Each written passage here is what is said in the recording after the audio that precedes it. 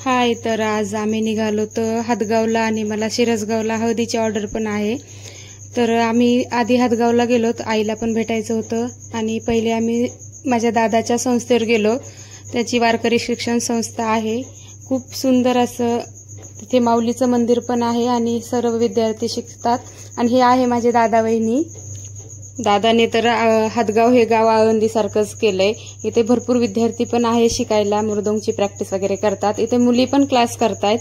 आणि इथं जे माऊलीचं मंदिर आहे ते एवढं सुंदर आहे की खूप असं प्रसन्न तिथं वाटतं. गेल्याच्या नंतर खूप शांत असं वाटतं आणि मंदिर पण खूप सुंदर आहे. असं वाटतं की आळंदीलाच जाऊन आलो तर. आणि इथे माझा मुलगा पण शिकतोय. माझा मुलगा पण मला माझ्या दादासारखाच महाराज बनवायचा आहे. आणि हा आहे माझ्या छोट्या भावाचा मुलगा कैवल्य. 1-1.5 महिन्याचा आहे पण खूप क्यूट आहे. तो एवढ्या फुल झोपेत होता. मी त्याला उठवायचा खूप प्रयत्न केला पण तो उठतच नव्हता आणि मला त्याला उठवायचं होतं. त्याच्यासोबत मी खूप गप्पा मारल्या आणि तो उठला आणि खूप असा सुंदर क्यूट असा दिसत होता. आणि सर्वांना भेटून झालं आणि आम्ही निघालो शिरसगावला हळदीच्या मेकअपसाठी. आणि रस्ता खूप जास्त खराब होता आणि नवरीने मला 5लाच बोलवलं होतं. आणि झालं असं की आम्हाला रस्त्यातच ऊस तोडणीच्या गाड्या ज्या आणि त्या गाड्या भरत असल्यामुळे आमचा तिथे अर्धा तास गेला, कारण की आम्हाला काही रस्ताच नव्हता जायला. त्यामुळे आम्हाला अर्धा तास तिथंच थांबावं लागलं. आणि फायनली आम्ही नवरीच्या घरी पोहोचलोत. आणि तिथे गेल्याच्या नंतर असं कळालं की त्यांचे सर्व कार्यक्रम अजून बाकी आहेत. त्यामुळे त्यांनी आम्हाला तिथे 8-8:30 वाजेपर्यंत बसून घेतलं. मी त्यांना सांगत होते की मेकअप लवकर करून घेऊ, कारण की नंतर पण आंघोळीच्या नंतर खूप जास्त गडबड करतात आणि मेकअपला काही वेळ मिळत नाही. पण त्यांना आधी मेकअप करायचा नव्हता. त्यांचे सगळे कार्यक्रम झाल्याच्या नंतरच त्यांना मेकअप करायचा होता. त्यामुळे मग आम्ही बसून घेतलं. आणि त्यांचे सर्व कार्यक्रम झाल्याच्या नंतर नवरी 8 वाजता आमच्याकडे आली.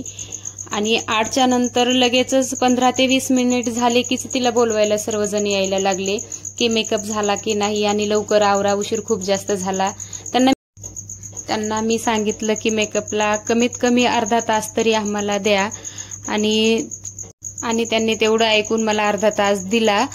आणि त्यांनी दिलेल्या तेवढ्या वेळेतच मला चांगल्या प्रकारे मेकअप करायचा होता. माझी जी नवरी आहे ती पण नाराज व्हायला नको आणि पाहणारे जे लोक असतात त्यांना पण मेकअप सगळ्यांना आवडावा असाच मला मेकअप करायचा होता. एवढी गडबड तर प्रत्येकच ब्युटिशियनला होती आणि हा प्रॉब्लेम सर्व ब्युटिशियनला फेस करावाच लागतो. आणि प्रत्येक जी ब्राईड असती सर्वांची अशी अपेक्षा असते की मेकअप चांगलाच व्हायला पाहिजे.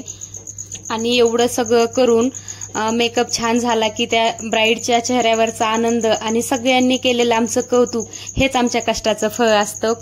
आणि फायनली मेकअप कम्प्लीट झालाय. तुम्ही फायनल लुक पाहू शकता किती सुंदर झालाय. आणि मेकअप सर्वांना खूप आवडला. तिथं सर्वांनी आमचं खूप कौतुक केलं. त्यामुळे माझा सगळा थकवा दिवसभराचा निघून गेला.